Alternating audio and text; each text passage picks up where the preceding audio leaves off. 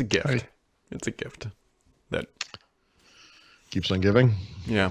I'm really good at predicting when Paul's about to say something, and then I hit the go button, Yep. and here we are. Yep. Surviving day 2 of the week. What are we in now? Is this week 9? I think it's week 9. Is that rounding down, hopefully? I don't know. I can't. I don't know. There's my furnace right on time. Because why not? It's interesting. I can hear your furnace now that we're using Teams. That is, I don't know. There we go. Also, predictably, I am able to use headphones today, so I assume whatever echo is gone. It is gone.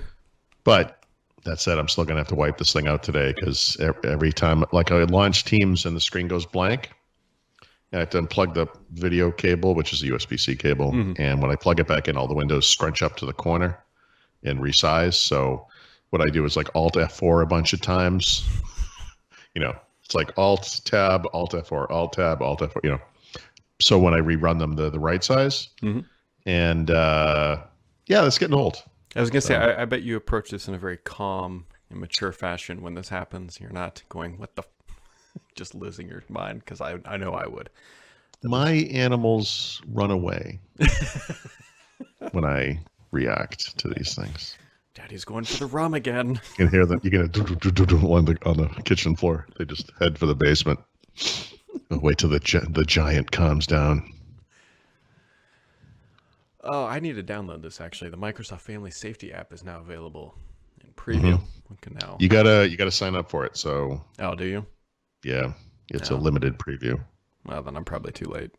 Yeah. Microsoft's not gonna let me care about my family. Apparently, they already had some kind of a very limited group, I guess, testing it. Now they're opening it up to more people, but this is the first time they've made it publicly available. Gotcha. I guess. Gotcha. I'll just have to settle for the weekly email that they send me, I guess, or something. I don't know. Yep. So, not a whole lot else has gone on in the past 24 hours. There's been, the Surface Go 2 and all that stuff is. Yeah, so the first, I guess, half of what they announced is available today. Mm-hmm. I guess that's what? Surface Go 2, Surface Headphones 2, and earbuds. And then we know Surface Book 3 is coming May 21st, which is about 10 days from now. And the other, what's left? The Dock 2 and the USB Travel Hub, whatever that's called, Microsoft Travel Hub, later this month. That could be tomorrow. Who knows? Yeah.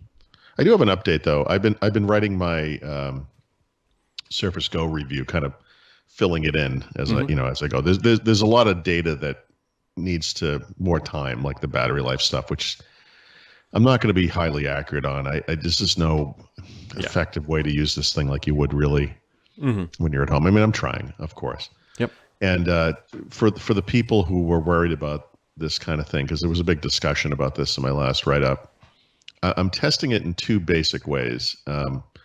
One is as a consumption device where it kind of replaces my iPad. I use it to read and control music and stuff like that.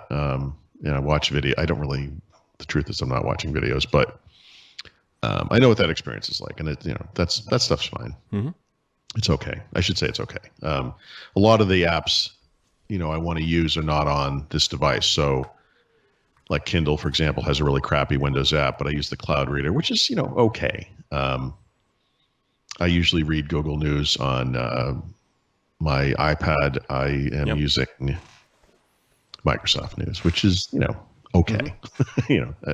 But the other scenario is just as a productivity device. Now, it's too small for me. I mean, I'm, humongous. I can type little things on the little keyboard, but I can't really write a lot. I actually wrote my previous write-up on that keyboard and could feel the tension in my wrists from that kind of carpal tunnel type thing. Mm-hmm. It's just too cramped. So what I've done is I've attached it's a Lenovo ThinkPad Bluetooth external keyboard. It looks, like the keyboard's just got the nubbin built in. Yeah. It's actually really nice. Mm-hmm. It's humorous because the keyboard is considerably bigger than the device itself. But writing with that is good. I mean, the screen's small. Yeah. You know, I have to wear those glasses like an old guy because it's just too small for me. But you know what? I got to say, Core M3, 8 gigs of RAM, 120 gigs. Actually, it might be 256. I don't even know what the storage is. I think it might be 256. But anyway, SSD storage. That combination is very good. It's for the stuff that I do, not programming, of course, but for writing in Word, browsing on the web, and even using Photoshop Elements to resize graphics so that they can be published on the web, works fine. Two goofy notes. This will be in the review, but I had mentioned in both of my write-ups that there was a weirdism where when you first sign into this device, you get the new Edge pre-installed. Yep. Which is interesting. The problem is every once in a while you get this kind of a thing where it says Edge isn't the default for everything, or you click on a thing, it's like, what do you want to open this in? And if you go into default apps, the web browser entry is not there. And I thought it might have had something to do with the way I signed into it. I tried it different ways, local account, Microsoft account, etc. It turns out the problem there is S mode. And once you turn off, I don't know, I don't have a lot of experience in S mode because I don't think it's useful, but once you turn off S mode, the web browser choice pops up, and then you can say, I always want it to be Edge, and it just works. It's fine. The other weirdism was Photoshop Elements, which I download from the store, installed fine, but when S mode was enabled, it would run the first boot thing where it's like setting up the environment, and then it would just fail quietly and go away. It would never run. So after I turned off S mode, I ran it again, and it works fine. It works fine. I mean, it's tiny, but it does work fine. So I know people were worried maybe that, I'm not a big fan of this device, which I'm really not. Yeah. It's still too constrained, but I will say if you get the Core M3 version, the performance is good. It's good. It's pretty. Did you notice, which I did not know this, and I don't know if it was in the material we got anyways, that there's now a magnet at the top of the screen? Oh, no. Is that, so you're saying on yours there isn't? No, there is. So this is the new one. Oh, I see. Right. So to keep it from going like this, because this is the new one. So the old one didn't have that. This is the old one. It's hard. You can't see it because I got to pinch it. But it separates. Okay. Here's one thing I did notice, and this caused a little confusion in my first impressions. When you first get this thing out of the box, the type cover is completely flat. But if you go to where it connects to the device, there's I guess there would be, I don't know if there's 2 places where it bends or at least one. And what that enables is that kind of angled view on the on the keyboard. So you can lay it flat, or you can clip it up. And like Surface Pro, it uses magnets to hold the thing up. That thing is so stiff out of the box. Yes. That it will not stay up. I wrote that. I said, I was like, it's weird. It's like the magnets aren't there, or they're not strong enough. And people are like, well, Daniel Rubino said, blah, blah, blah. And it's like, okay, guys, relax. So what I found is that if you I think over time it would just adapt, but I took it and I kind of bent it fully to make sure it was fully flexible or whatever. Yeah. Once you do that, it holds it up fine. Like it out of the box, it doesn't hold at all. No, it doesn't. I had that same problem. I was actually comparing. That's why I actually got this one out, is because I wanted to get the type cover off to see if it was actually doing it. Okay. So you're not. And it works fine probably because that one was fine. And yeah. So anyway, that just for people, if you ordered one or something and you're getting it today, if you notice that, just flex it and it will be fine. Yeah, just bend your new toy. It'll be fine. Well, no, but there's a place where it's supposed to. It's supposed to. I know. I mean, but it's not like like those old Atari computers where you had to drop. Their recommendation was drop it from a height of 6 inches onto the table, and that would seat the chips. Yep. Because they were so cheap they didn't even solder them in, so they would kind of dislodge themselves or whatever. Yep. I also had a pretty good experience with EVGA's RMA. So remember, I built a computer, whatever, for the podcast stuff. This is the graphics card, EVGA, right? No, this is the power. Or a motherboard. Power supply. Oh, I'm sorry. Yeah. Okay. And it was making a coil whine noise. If anybody knows what that noise is, you'll know exactly what it is. And it was driving me bonkers. Yep. Like I was trying to figure out what it was. Finally, I determined it was coil whine. You ring them up. They say, yeah, that's fine. And they just send you another one. Now you do have to give them a credit card in case you don't send the other one back, but that's the way all these things should always be done. Yeah. That's nice. It was great. Now the only thing they kind of screwed up was, at least I haven't figured it out yet, they didn't tell me where to ship it back to. So I have a ticket in like, okay, where am I supposed to return this thing? Oh, isn't there supposed to be a return label in it? I thought so, but maybe I'm wrong, and I don't care if I have to pay the couple bucks to send it back or whatever. But Well, they could send you a printable one. I mean, yeah, maybe but that's that's been like the only hiccup. Like it was, I emailed them. They asked me to change the power outlet, which I guess maybe, I don't know, maybe that fixes it for some people. Didn't fix it, Yeah. and then 24 hours later they said, hey, we'll just ship you a replacement unit. So How old was this thing? 2 years. Yeah. How long is the warranty? 10. Wow. Yeah. That's a big Now warranty. you got to be careful though when you buy the EVGA stuff. I don't know if everything does have a 10-year warranty, but their power supplies do. But there's a major caveat. Okay. If you don't register the product within the first 30 days, then it's only 3 years. So Okay. It's still pretty good though for something like that. So just if you ever buy an EVGA power supply, make sure you register it right away, and then it's good for 10 years. And Yeah. that's that. I mean, This reminds me of that Surface Laptop 3 screen issue, and it really brings out the haters too. You know, it's like, Microsoft is a relatively inexperienced PC maker for sure. This wasn't malicious, right? So if they made a mistake in the design, whatever, they're honoring the warranty, et cetera, et cetera. So I feel like they're doing the right thing. But of course, people are like, well, what happens after the warranty, right? Because the warranty on a Surface PC, unless you get an extended, complete, whatever it's called, is 1 year.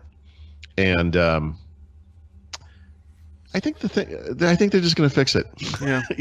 I think legally they can't say we will fix this forever. No. They certainly can't admit that it's a bigger problem than they want to admit to, because otherwise they open themselves up to like a class action lawsuit. Yep. So I think the way to look at this is they're doing what they have to do legally, but they will obviously do what they have to do regardless. And presumably, since this issue has arisen, they have changed the manufacturing process. If it is indeed based on a manufacturing issue, which by the way, they've never admitted to, but everyone's positive it's like a rubber gasket, blah, blah, blah, whatever. I don't know how we know that, but whatever it is, I suspect that they will just, I wouldn't worry about it, is what I'm trying to say. Like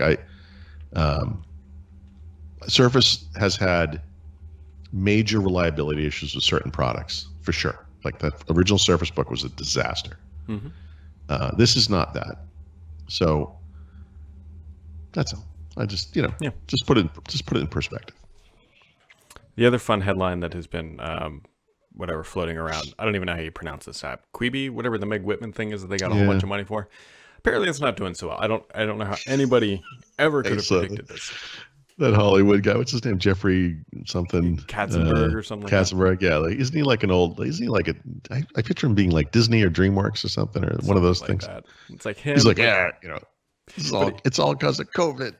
Which is great because people are like, well, TikTok's doing fine. Like every other media Disney Plus through the roof. I know. No, it's the excuse. I said this. I think I said this to Leo last week. It's like, I remember distinctly going into it was a retail store in the Boston area. I think it was it was Bradley's. It wouldn't mean anything to you, but this was a store we had back in the 70s or whatever, in the 80s. And I'm at the register waiting, and the girl finally says, "Sorry, computers." And I'm like, "Yeah, I do know computers. What are you talking about?" Why we just accept this? It's like, computers, they always screw everything up. It's like COVID. COVID. COVID is lifting some boats, guys. Yeah. There are businesses that are doing better because of COVID, and one of the types of businesses, like you pointed out, is the type of business that this, whatever it's called. Like, look at Netflix. Netflix had the most growth in a quarter, I think, ever, or whatever, from a subscriber base, that is. Yeah. So I don't know. If you launch a media consumption app, and it's not doing well now, it's you. Yeah. I mean, that's yeah. If you have a restaurant, right? Okay. Yeah. COVID. Yeah, probably. You can make that argument because. Yeah, but if it's the type of thing you use when you're home alone and got nothing else to do, you might be part of the problem. Yeah. It's yeah. Or people just don't like you. I mean, that's all. Yeah. Well, I saw that and I was like, dude, come on, like, nonsense. Yeah, I mean, you got to remember. I have a vague theory in the back of my head that media, like services such as like this one, don't really work shouldn't be mobile first, because Instagram TV was attempted to do this, remember? And they already have a built-in user base of a billion users, and they couldn't get it off the ground. And yeah, that was the mistake they made, right? It was only on phones or something the first release. And so yeah. There's no excuse in this day and age not launching everywhere at once. And by everywhere, I don't literally mean everywhere, but different you should be on TVs, you should be on tablets, you should be on whatever. I mean, I that's just, if I was starting something today, like an actual app, I would look at things like Flutter or Xamarin or whatever, and try to figure out a way that this thing could be everywhere at once. I guess Xamarin doesn't technically solve that problem, but whatever. I mean, that's why when they did Teams, given the chance to start from scratch, did they roll out UWP or Win32? No, they're like, let's make this in a way that it's going to run everywhere. Yep. So it'll be interesting to see what happens to this. I suspect that I don't know. Yep. Come and gone. The other thing that's coming to Disney Plus, by the way, which I have not seen, which I do kind of want to watch, Hamilton, that very interesting popular play. So an actual stage production that they filmed. Yeah, is coming to Disney Plus, I think in July. So yeah. I mean, it's whatever. We'll see what survives and doesn't survive. Maybe we all die. Who knows? But hopefully we'll live long enough to see Apple's new AirPods Studio headphones that are coming as well. Oh, now they're ripping off Surface headphones. Those hacks. Those people are out there, Brad. They are.